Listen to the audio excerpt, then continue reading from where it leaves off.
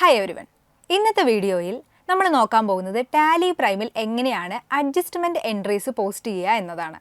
ഉദാഹരണത്തിന് closing stock, outstanding expenses, prepaid expenses, new provision, depreciation എന്നുള്ള കാര്യങ്ങളൊക്കെ എങ്ങനെയാണ് അഡ്ജസ്റ്റ്മെന്റ് എൻട്രീസ് ആയിട്ട് ടാലി പ്രൈമിനകത്ത് പോസ്റ്റ് ചെയ്യുക എന്നുള്ളത് നോക്കാം. അപ്പോൾ ഇതിനാവശ്യമായ ലെഡ്ജേഴ്സ് എല്ലാം ക്രിയേറ്റ് ചെയ്യണം. ഒന്നുകിൽ നമുക്ക് സിംഗിളായിട്ട് ക്രിയേറ്റ് ചെയ്യാം, അതല്ലെങ്കിൽ വൗച്ചറുടെ അകത്തു നിന്നും ഷോർട്ട് കട്ടായിട്ട് ക്രിയേറ്റ് ചെയ്യാം.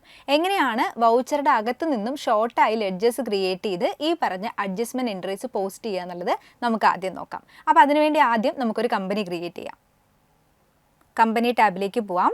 ക്രിയേറ്റ് എന്നുള്ള ഓപ്ഷൻ എടുക്കാം. കമ്പനിയുടെ പേര് ജസ്റ്റ് നമ്മൾ അടിച്ചു കൊടുത്തതിന് ശേഷം കൺട്രോൾ അടിച്ച് സേവ് ചെയ്യാം. ബാക്കി കമ്പനി ഡീറ്റെയിൽസ് ഒന്നും തന്നെ ഇപ്പോൾ കൊടുക്കുന്നില്ല. ഇനി വന്നിരിക്കുന്നത് ഫീച്ചേഴ്സ് എനേബിൾ ചെയ്യാനും ഡിസേബിൾ ചെയ്യാനും ഉള്ള ഓപ്ഷനാണ്. അത് നമുക്ക് തൽക്കാലം സ്കിപ്പ് ചെയ്ത് കൊടുക്കാം. ഇനി നേരെ പോകേണ്ടത് ഗേറ്റ് വേ ഓഫ് ടാലിയിലെ ട്രാൻസാക്ഷൻസിൻ്റെ അണ്ടറിൽ വരുന്ന വൗച്ചർ എന്നുള്ള സ്ക്രീനിലേക്കാണ്. ഇതിൽ അഡ്ജസ്റ്റ്മെൻറ്റ് എൻട്രീസ് എല്ലാം നമ്മൾ എൻ്റർ ചെയ്യുന്നത് F7 ജേണൽ വൗച്ചറിലാണ്. അപ്പോൾ ഒന്നുകിൽ നമുക്ക് F7 എന്നുള്ള ഷോർട്ട് കട്ട് കീ പ്രസ് ചെയ്ത് കൊടുക്കാം, അതല്ലെങ്കിൽ റൈറ്റ് സൈഡ് കാണുന്ന ഈ ജേണൽ വൗച്ചറിൽ ക്ലിക്ക് ചെയ്ത് കൊടുത്താലും മതി. ഇവിടെ നമുക്ക് ഓരോന്നിൻ്റെയും അഡ്ജസ്റ്റ്മെൻറ്റ് എൻട്രീസ് പോസ്റ്റ് ചെയ്ത് കൊടുക്കാം. ആദ്യം ക്ലോസിംഗ് സ്റ്റോക്ക് ആണ് എന്ന് കരുതുക. ക്ലോസിംഗ് സ്റ്റോക്ക് എന്ന് പറയുന്നത് ഒരു കമ്പനിയെ സംബന്ധിച്ച് അതിൻ്റെ ഫിനാൻഷ്യൽ ഇയറുടെ എൻഡിൽ വിറ്റഴിയാതെ വരുന്ന സ്റ്റോക്കുകളാണ്. സോ ഇതെങ്ങനെ നമുക്ക് എൻട്രി ആയിട്ട് പോസ്റ്റ് ചെയ്യാം?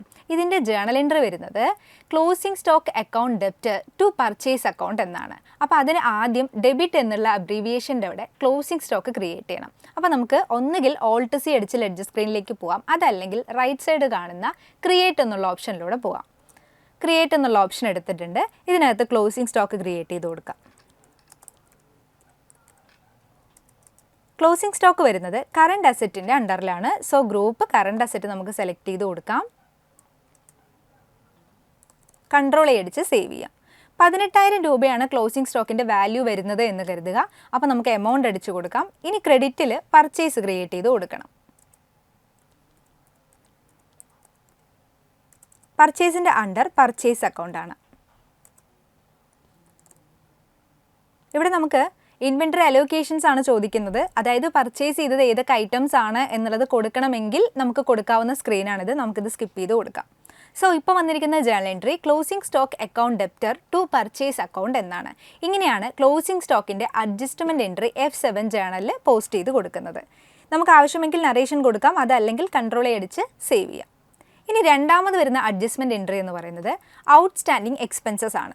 അതായത് ഏതെങ്കിലും ഒരു എക്സ്പെൻസ് കമ്പനി പേ ചെയ്യാനുള്ളതിൻ്റെ കൂടെ കൊടുക്കാനുള്ളതാണ് ഔട്ട്സ്റ്റാൻഡിംഗ് എക്സ്പെൻസ്, അല്ലെങ്കിൽ ഇനി കൊടുക്കാനുള്ളത് എന്ന രീതിയിൽ കരുതുന്നതാണ് ഔട്ട്സ്റ്റാൻഡിംഗ് എക്സ്പെൻസ്.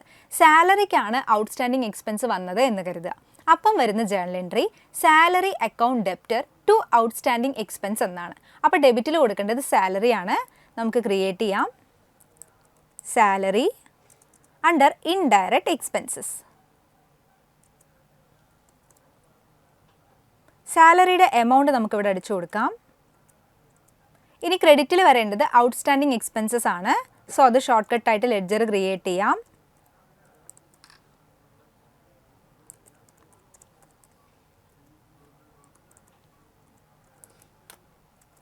ഔട്ട്സ്റ്റാൻഡിംഗ് എക്സ്പെൻസിൻ്റെ അണ്ടർ വരുന്നത് കറണ്ട് ലയബിലിറ്റീസ് ആണ്.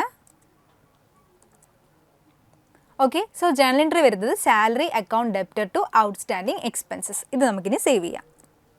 ഇനി അടുത്ത അഡ്ജസ്റ്റ്മെൻറ്റ് എന്ന് പറയുന്നത് പ്രീപെയ്ഡ് എക്സ്പെൻസ് ആണ്. പ്രീപെയ്ഡ് എക്സ്പെൻസ് എന്ന് പറഞ്ഞു കഴിഞ്ഞാൽ ഔട്ട്സ്റ്റാൻഡിംഗ് എക്സ്പെൻസിൻ്റെ നേരെ ഓപ്പോസിറ്റ് ആണ്. ഔട്ട്സ്റ്റാൻഡിംഗ് എന്തായിരുന്നു? ഇനി കൊടുക്കാനുള്ളത് എന്ന ബേസിലായിരുന്നു. പ്രീപെയ്ഡ് എന്ന് പറയുന്നത് നേരത്തെ കൂട്ടി കൊടുത്തതാണ്. സോ അതിൻ്റെ ജേണൽ എൻട്രി വരുന്നത് ഇപ്പം വേജസിനാണ് പ്രീപെയ്ഡ് എക്സ്പെൻസ് വരുന്നത് എന്ന് കരുതുക. അപ്പം വരുന്ന journal entry prepaid expense account debtor to wages എന്നാണ്. അപ്പോൾ അതിനുവേണ്ടി ഡെബിറ്റിൽ പ്രീപെയ്ഡ് എക്സ്പെൻസ് ക്രിയേറ്റ് ചെയ്ത് കൊടുക്കാം.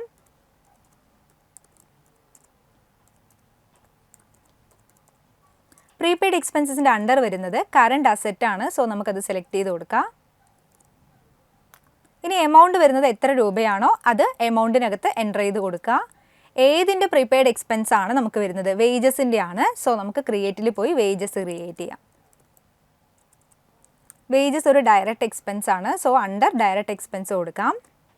വരുന്ന journal entry prepaid expense account debtor to wages എന്നാണ്. ഇങ്ങനെയാണ് പ്രീപെയ്ഡ് എക്സ്പെൻസിൻ്റെ അഡ്ജസ്റ്റ്മെൻറ്റ് എൻട്രി നമുക്ക് പോസ്റ്റ് ചെയ്യാനായിട്ട് സാധിക്കുക. ഇനി നമുക്ക് ന്യൂ പ്രൊവിഷൻ്റെ കേസ് നോക്കാം. ന്യൂ പ്രൊവിഷൻ എന്ന് പറയുന്നത് സൺട്രി ഡെപ്റ്ററുടെ ഡൗട്ട്ഫുൾ ഡെപ്റ്റിന് വേണ്ടി നമ്മൾ മാറ്റിവെക്കുന്ന തുകയാണ് ഈ ന്യൂ പ്രൊവിഷൻ എന്ന് പറയുന്നത്.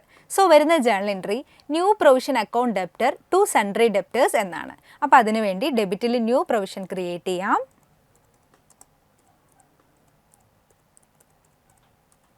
ന്യൂ പ്രൊവിഷൻ്റെ അണ്ടർ വരുന്നത് ഇൻഡയറക്റ്റ് എക്സ്പെൻസസ് ആണ്. എമൗണ്ട് എൻ്റർ ചെയ്ത് കൊടുക്കാം. ക്രെഡിറ്റിൽ സൺട്രി ഡെപ്റ്റർ ക്രിയേറ്റ് ചെയ്യാം.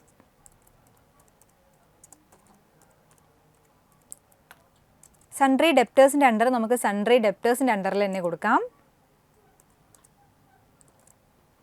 സോ ന്യൂ പ്രൊവിഷൻ്റെ ജേണൽ എൻട്രി വരുന്നത് എന്താ? New provision account debtor to sundry debtors account. ഇത് നമുക്ക് സേവ് ചെയ്യാം. ഇനി ലാസ്റ്റ് വൺ നമുക്ക് ഡിപ്രീസിയേഷൻ നോക്കാം.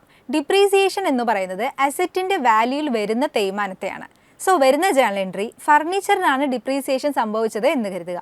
അപ്പോൾ വരുന്ന journal entry depreciation account debtor to furniture account എന്നാണ്. സോ ഡെബിറ്റിൽ നമുക്ക് ഡിപ്രീസിയേഷൻ ക്രിയേറ്റ് ചെയ്യാം.